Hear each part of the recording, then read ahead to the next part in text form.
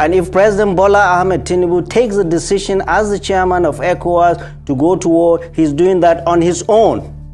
You know, the whole thing that is happening across some of these countries in West Africa is exactly, the roots are the same. Yes. You know, because we are engaging in a rebellion against French-sponsored injustice against our people, French exploitation, French dehumanization. And France also happens to be the hammer that is being held by the collective West to beat us down. You know what I'm saying? Yeah. You know, and I think that is where Amazonia comes in. And you know, as I say, the revolt in Amazonia was a precursor to all of these revolts across West Africa. Yep. It's just that, you know, if we had people in the military and we had people who had command battalions, Amazonian battalions in the military, then we'll have like a capable military man leading our struggle. You know what I'm saying? Yeah. Because at the end of the day, this thing is about fight. It's about bare knuckle fight. It's not about anything else. It's the rule of the jungle. Thanks for joining me on Esteemed Television, ladies and gentlemen. My name is Augustine Ambe. You really can't talk about what's going on in Amazonia these days without talking about what's going on in Niger. Because what's going on in Niger is like a George Floyd moment right now in Africa. There have been a lot of coups that have happened in Africa, but none has become pivotal. None has focused the problems of Africa and its continuous colonial past or present as what is going on in Niger. It has allowed not only Africans to tell the story, but I've watched Europeans, Americans, Indians, all people, everybody around the world using social media to tell the story of Niger, and that's why you have seen you've seen Nigeria that was going to carry foreign water in Niger and fight their wars, backing off, because that has become, like I said, a George Floyd moment in Africa. You know, you can hate Adolf Hitler as much as you want, but the one thing that Adolf Hitler did that helped the rest of the world is that Adolf Hitler came and gave the Europeans a taste of their own medicine. You know, after all these devastations around the world, Adolf Hitler actually turned around and gave it to the Europeans. And that's when their power got weakened, imploded, and then Franklin Roosevelt said, okay, we have a Marshall Plan to rebuild to rebuild Europe, but before we rebuild Europe, you must get out of this business of colonization. And everybody pulled out except the French. Taken over by the Germans during the Second World War, Charles de Gaulle said, France cannot be France without grandeur, and if they lose their African colonies, they will lose their grandeur. And so they created this fake independence where they gave the flag and remained everywhere and made all these crazy agreements, which you must have been hearing a lot of them discussed these days. There's a line being drawn in the sand right now. And the same tricks that foreigners have used to pit one African against another, I can't quite conclusively say that it's going to fail, but I think it's facing some difficulties right now. And if President Bola Ahmed Tinubu takes a decision as the chairman of ECOWAS to go to war, he's doing that on his own. No, but I'm saying that it's not a unilateral decision. No. It's a group decision. No. Nigeria, no. Nigeria is Nigeria. And he is governing 200 million people. We have to give him approval to do that, even if he's the chairman of ECOWAS. The president of the Federal Republic of Nigeria is more relevant to us than being the chairman of ECOWAS. We that know are telling him things that his advisors will not tell him, that going to war, sending troops into Niger Republic will be a disaster. unprovoked. We have had our own share of military takeovers in Nigeria. Nobody sent troops to us. What of Mali? What of Guinea? What of Burkina Faso? What of that Chad? That was the place where the French president was there babysitting the current president. Nobody sent troops there. We need to be very, very careful. Is there an internal problem? And we should be able to help them. The Niger military,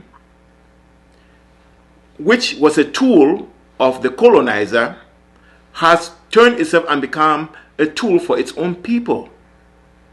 To fight the coup that has always been in Africa since the days of slavery, since colonization. I was watching a piece where Dr. Arikana actually said it very well. If you look at the previous coups, those were orchestrated by Western powers, majority, of course, orchestrated by France. They had their own intentions, in a few quite documented very well. The leaders were trying to do what was ultimately best for their people, and those leaders were assassinated. The difference between these coups are coups being led by our people. The people have spoken. The people now truly understand the issues. The people are standing up to say what has been going on is unfair, is unacceptable. It really just simply makes sense that something has got to give. There's a difference between the previous coups and these last 4 coups, especially the one in Niger.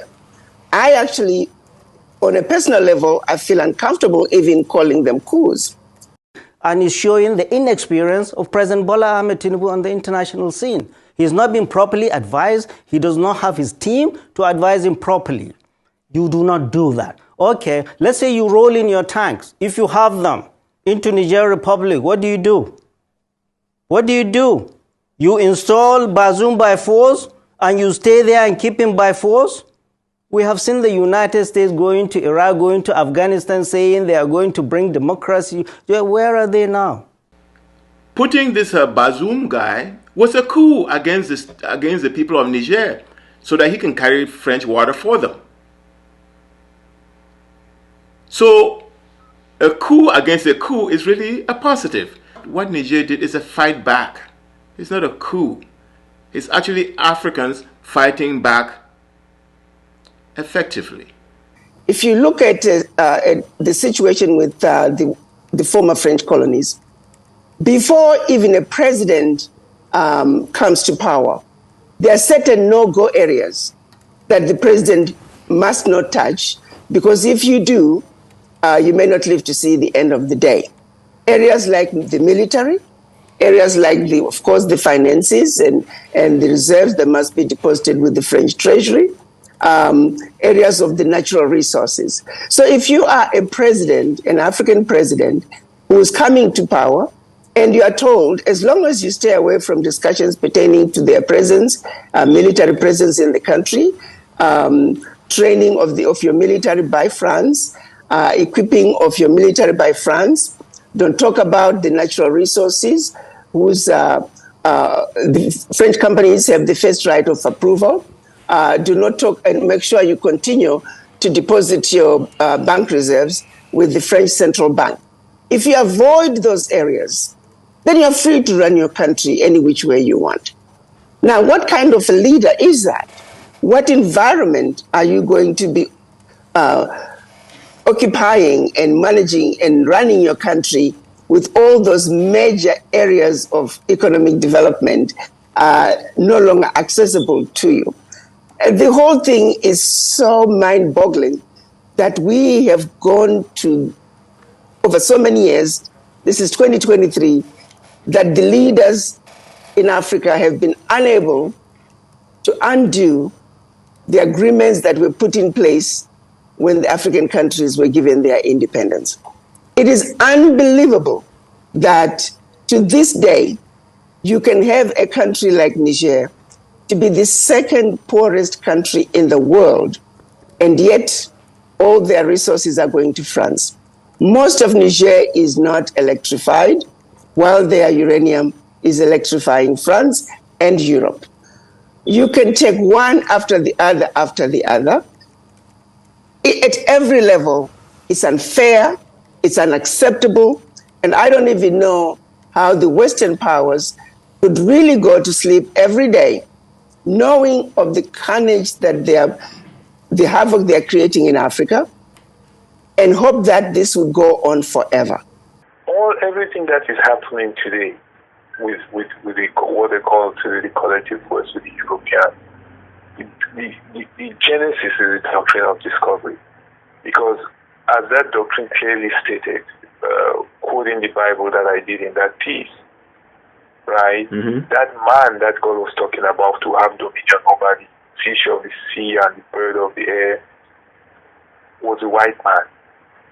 And what it saw in these other parts, whether it's in the Americas or in Africa or in Australia, were part of the wildlife, right? Who had no title to those lands that were occupied. And that's the way they still treat the Nigerians. That's the way they still treat us. So that you can go there and say, okay, because you're part of the wildlife, you do not have the mental aptitude to make the best use of these resources in your land. So we're going to take it over, because that's the word of the Lord. So what colonialism, slavery colonialism, neo-colonialism, imperialism, they're all vestiges of the doctrine of discovery. Yes. They're all vestiges of that. And they have internalized it and actually treated like... Internalized it, yes. That's the bedrock of white supremacy. That's because white supremacy is because God chose the white man to be that man made in the image of God, and nobody else is that man made. It's only the white man who was made in the image of God, and they've internalized that over centuries with the doctrines, with the Papa bulls, and all of these things that they came and forced on people, and forced on indigenous communities. Yeah. Yeah, until you analyze it that way, people would still think that, it's an overthrow of a legitimate government. Legitimate government, who legitimized it? The time has come. The children of Africa are now awoken.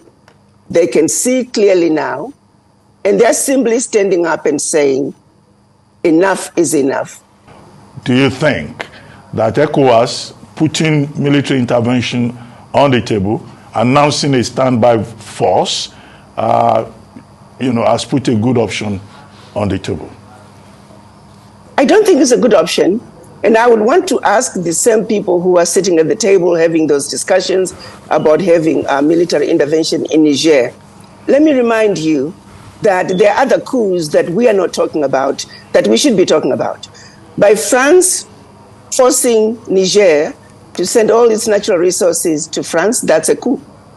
By France having its own military in Niger and forcing Nigerians that you can only be trained by France, that is a coup. By forcing Niger to deposit 50% of its reserves with France, that is a coup. The question I have for those who are sitting on the table, during those ECOWAS meetings, during those AU peace and security meetings, what have you done about those coups? Take those 3 coups, multiply by 14, because that's what's happening in the 14 former French colonies. Those are deadly coups that have been taking place for decades, and you ECOWAS have done nothing about those coups. When you hear Nigeria say, or ECOWAS say, we want to go and stop the coup and install the legitimate government or the democratically elected government, no. There's nothing legitimate or democratic in most of the Francophone countries, because the French own everything. If you're not one of their own, you are gone overnight. If you're one of their own, if you are doing what they want you to do, then you will be in power like Paul Biya for 40 years. It doesn't matter whether you're getting to be 90 years. So who is in power in Niger is not that important. What is important is that person give access to foreigners, and that's why Niger is the poorest country in the world, and that's unacceptable. And if Nigeria and ECOWAS think about it and think past what is going on right now, then they will know that they need to be supporting the coup in Niger and not be supporting Ouattara, because Ouattara was in there by a coup. He caused another coup by scrapping the constitution that allowed him to stay in power for so he's now president for life. So there are many coups, and the coup is not just a coup that you take a gun. The constitutional coups, the economic coups, and all the types of coups that have kept Africa down. I need them to also answer and give us remedy as to how they are going to handle those coups. Make no mistake about it. Those are coups against the African citizens in those countries. And while they discuss what they would like to do with Niger, I would also want them to table those coups and come up with a solution as to what needs to be done. Because behind those coups that I just described from France, there are millions of children who are dying from starvation. There are millions of children who are going to bed with an empty stomach. There are millions of African youth who are unemployed. There are millions of women who are dying while giving birth to another life. I need them to put that on the table as well. If their interests are truly about the Africans, let's look at the global view of the issue. Let's have a bird's eye view of the issue and have a frank and fair and honest discussion about what is really going on in Africa. I do know that I don't think the carnage that's going on in Africa is what ECOWAS is all about. Leadership is about the people. It's about creating a better life for the people. But if you're going to allow one who has committed egregious crimes in Africa continues to have coups, those are coups. Let's call a spade a spade. You can't give France a pass. I want to make sure that we understand that what is happening in Niger is the same thing that happened to the people of the southern Cameroons. Those were people who were programmed to get their independence by law, by international law. But when it came to having their independence, the British said, nah, these people seem to be too smart. They seem to be following the smart Nkrumah. They seem to be very alert. And so they caused a coup and gave the independence of the people of southern Cameroons to the French.